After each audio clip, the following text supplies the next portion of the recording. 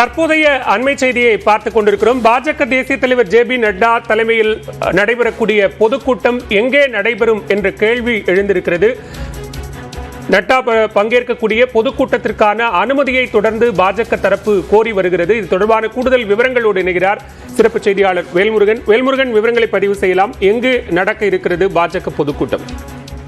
பாலுவில் குறிப்பாக என் மண் என் மக்கள் என்ற அந்த நிகழ்ச்சிக்காக சென்னையில ஜே பி நட்டா வருகின்ற 10ஆம் தேதி இரவு 11ஆம் தேதி வரை அந்த நிகழ்ச்சியில் பங்கேற்பதற்கான ஏற்பாடுகள் செய்யப்பட்டிருக்கிறது.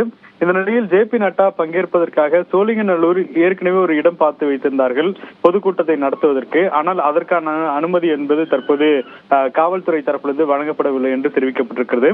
அதே போல பெருங்குடியில் இருக்கக்கூடிய அல்லது நந்தனம் இந்த இரண்டு இடத்துல இருக்கக்கூடிய YMCA அரங்கில பொதுக்கூட்டம் நடத்துவதற்கு அனுமதி கேட்கப்பட்டிருந்த நிலையில் ஆனால் இங்கும் போக்குவரத்து நெரிசல் ஏற்பட வாய்ப்பு இருக்கிறது என கூறி அனுமதி வழங்கப்படவில்லை என்று பாஜக தரப்பினர் தெரிவித்திருக்கிறார்கள். தற்போது மூன்றாவதாக சென்னை பச்சை பாஸ் பகுதியில் இருக்கக்கூடிய சென்னாய் நகர் பள்ளியில் தனியார் பள்ளியில் வளாகத்தில் பொதுக்கூட்டம் நடத்த பாஜக சார்பில் அனுமதி கோரப்பட்டிருக்கிறது.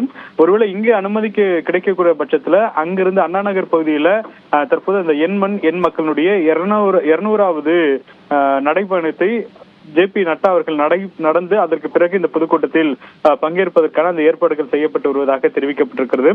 குறிப்பாக ஜே பி நட்டா சென்னையில் 3 இடங்கள்ல குறிப்பாக மடிப்பாக்கம், சோழிங்கநல்லூர், சைதாப்பேட்டை, டி நகர் இது போன்ற இடங்கள்ல நடைபயணம் மேற்கொண்டு பிறகு பொதுக்கூட்டத்திற்கு செல்வதற்கு பாஜகவினர் திட்டமிட்டிருந்தனர்.